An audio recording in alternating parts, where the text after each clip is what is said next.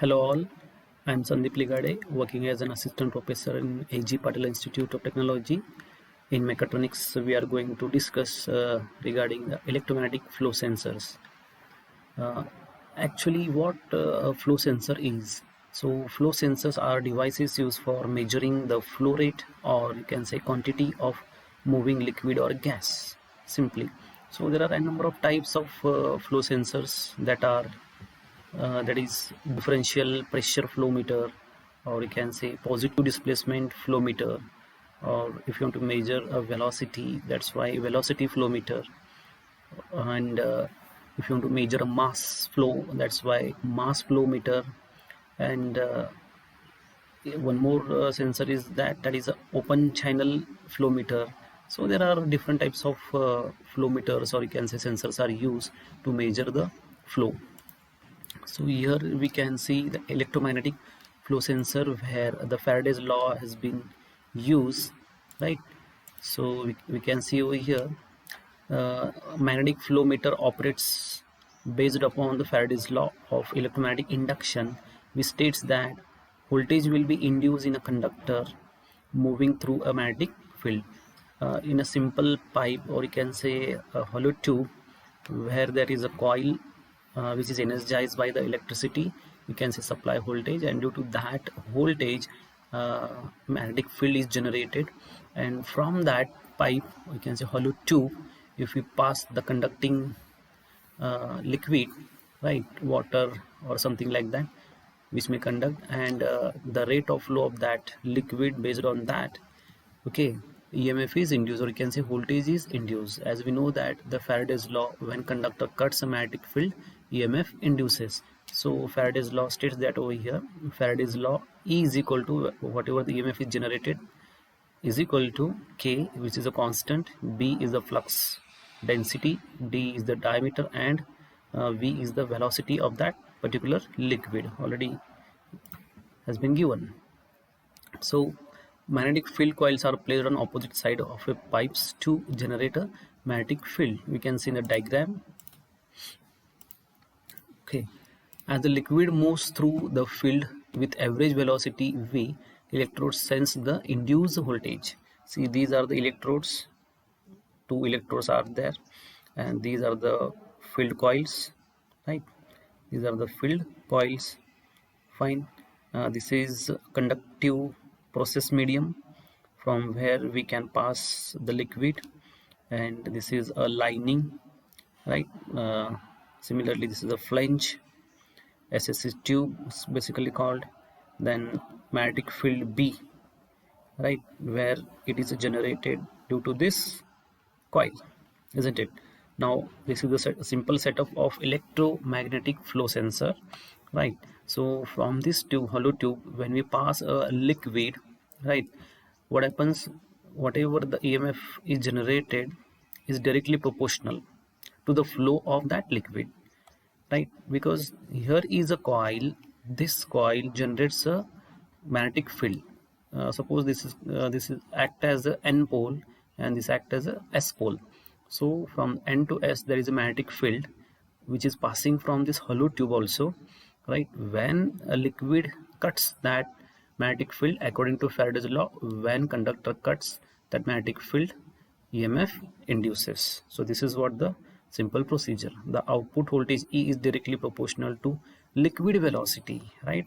When the rate of flow of liquid is less, then there is a less EMF is induced, and if it is high, then high EMF or high voltage is induced, resulting in the linear output of a magnetic flow meter.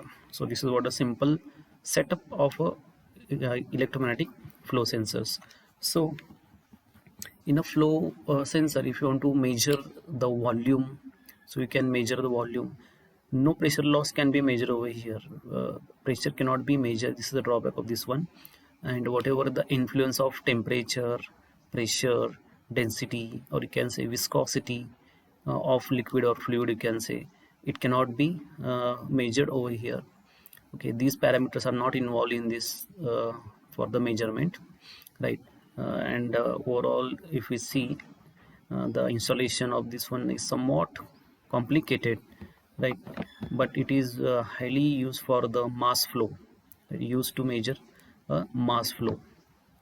And it is highly useful for the conductive liquids, right? Because we have employed here a Faraday's law, which is based on the electromagnetic induction. So these are the fields, and when we pass the conducting liquid over here, that cuts and EMF induces. So in industry there are different slurries are there, okay, that also can be used to measure over here.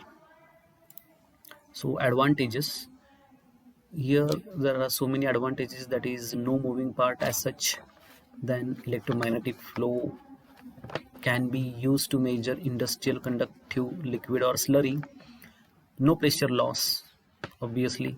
The measuring range is large, and the diameter of the electromagnetic flow transmitter is from 2.5 mm to 2.6 meter. It is based on the application. It is not a fix, but it is based on the application.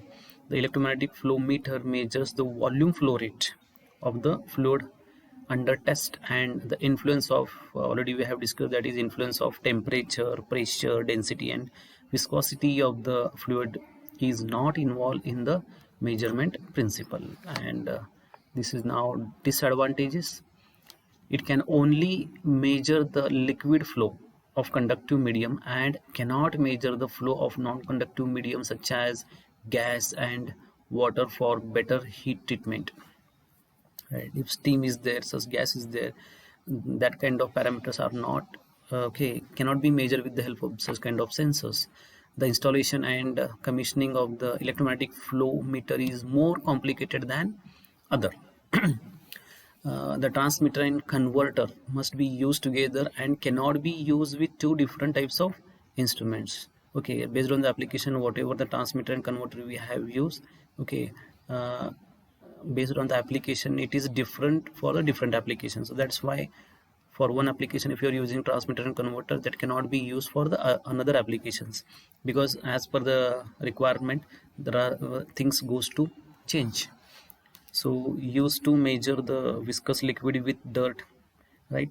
The sticky substance or the sediment adheres to the inner wall, or you can say electrode of the measuring tube. So whatever the liquid you are using to measure, right, if the viscosity of that liquid is high, then it may stick to the electrodes, which may the sensitivity of that electrode decreases. So that's what a small disadvantage of this sensor.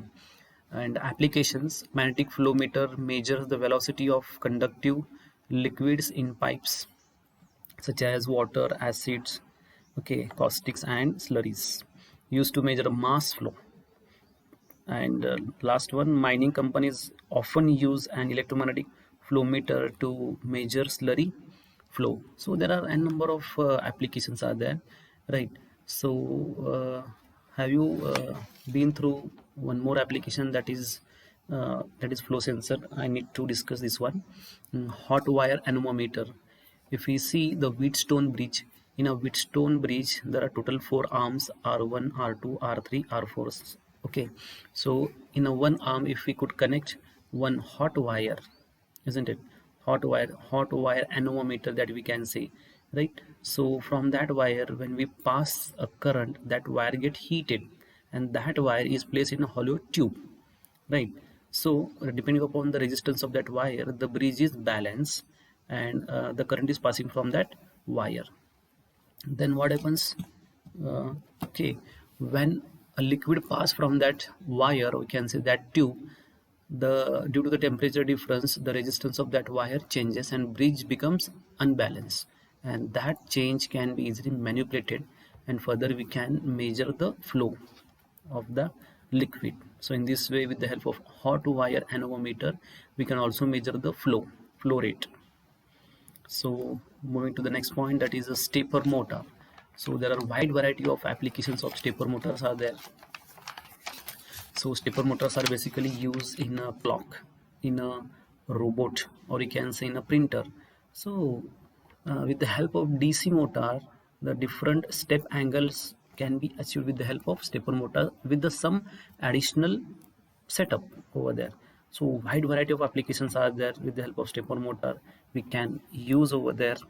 Okay, so discrete positioning, it's a discrete positioning device. Okay, moves one step at a time for each input, and appropriate excitation in windings make the rotor attract towards the stator. In a stepper motor, we can see over here, right? There is one rotor having a permanent magnet and a coil wound on that one, right? So here is a rotor, the okay, combining out, okay, rotor, this is a rotor, has the n pole and s pole of magnet. So magnet is wound on this one, and over here the coil is wound where a current is passing through the winding, right? And this is a simple setup, signal A, and this is part the signal B, right? In this way a current is passing from this core, this is called as core. Fine. So this is a simpler direction of magnetic field. This is the direction of magnetic field. Fine. When a current is passed through the coil, okay, in the field coil or in this coil, based on that, where there is excitation, where there is a voltage, there itself this rotor rotates. In schematic diagram we can see in short, this is a simple rotor and these are the field coils. The coil to which we excite, there itself our rotor get rotates. So when I excite this coil, the rotor will align to that coil itself, isn't it? Now we have used total 4 coils, right? And due to these 4 coils, this rotor is rotating in 90-degree angle. So minimum 1.8 degree we can achieve, and maximum as per the requirement, that is 30-degree, 40-degree, okay, 90-degree. In that case, as per the application, we can have the number of coils for to achieve that angles, isn't it? So we can see over here for the precise operation, now we have used here total 6 field coils, right? So based on the angle they are exciting the field coils, and according to that we get the rotations. One more part we can see over here, a number of field coils are there, right? And based on the angles we can achieve the step angles, right? Based on the application we can achieve the step angles. In stepwise it is being rotated, and this rotation can be achieved by exciting these field coils, right? So stepper motor features, the stepper motor consists primarily of two parts, that is a stator and rotor. The rotor is made up of 3 components, it is rotor 1, rotor 2 and a permanent magnet. The typical lifetime for a stepper motor is 10,000 operating hours. Okay, operating voltage, that is a 2 volt to several voltages, because stepper motor that we get in a market is based on the voltage levels, that is 6 volt, 12 volt. It is based on the application, several voltages. If you want 440 volt or 240 volt, that much high voltage also is available in the market, and based on that current is also available from milliampere to several amperes, right? Need driver circuitry, obviously. When we interface stepper motor or any kind of motor to the microprocessor or microcontroller, that microprocessor or controller cannot source that much current or required current to the stepper motor, so driver circuit is required. Minimum step angle is around 1.8 degree, maximum rpm is around 1500, right? Most commonly stepper motors are come with 4, 5, 6 or 8 wires. It is again based on the application. So these are the types: permanent magnet stepper motor, variable reluctance stepper motor, hybrid synchronous stepper motor. So we can see over here 4 wires. So total 2 coils are there, 1, 2, 3 and 4. Total 4 wires are there, 2 field coils and 4 wires. 5 wires, oh yeah, we can see the setup, 1, 2, 3, 4, and this center tapped has been short circuited, and we get one common wire, that is a 5 wire. 6 wire center tapped, and 8 wires. Total 4 fields are there, 1, 2, 3, 4. Okay, so 4 to the 8 wires stepper motor, right? So this is called as a bipolar, which don't have the center tapping, 2 phases, right? This is also a bipolar. Okay, then this is unipolar because there is a center tap, right? Unipolar has now four phase. When there is a center tap, now phase gets split 1, 2, 3, and 4 in this way. So bipolar and unipolar. Advantages: stepper motors are low cost, high reliability, high torque at low speeds. What is the drawback of this stepper motor? When we increase the speed, right, its reliability and torque get decreases at high speed. So for a low speed, stepper motors are highly used. Simple, rugged, whatever the construction is there, it is highly robust, so we can also use in any kind of environment. Good solutions for applications with low speed. The applications where we use, there should be a low speed, right, low acceleration and low accuracy requirement. Where there is a low acceleration, low accuracy and low speed is there, for that purpose we can use stepper motor. The advantage of unipolar motor is that we do not have to use a complex H bridge. That is, you can see driver circuitry. We cannot, okay, there is no need to use the H bridge, or you can see driver, okay, to control the stepper motor. So directly we can use you for the unipolar motors. Disadvantages: the main disadvantages in using a stepper motor is that resonance effect. As we know that stepper motor has n number of coils, obviously a resonance may occur and it may disturb the performance of the, okay, stepper motor. It may hamper the speed, right?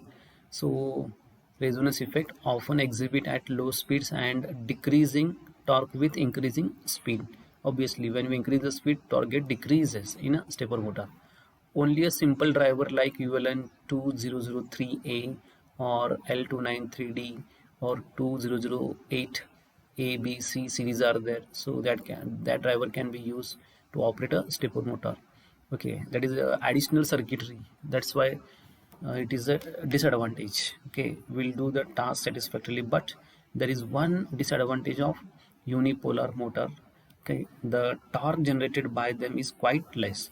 The drawback of unipolar is what? The torque is very less. Bipolar stepper motor use a single, okay, larger coil per winding. This create larger, more powerful magnetic field than unipolar, okay, alternatives, which allows for greater torque forces to be achieved. So bipolar stepper motors use a single, okay, it has a large coil, that's why it generates large magnetic field, and due to that, okay, than the unipolar.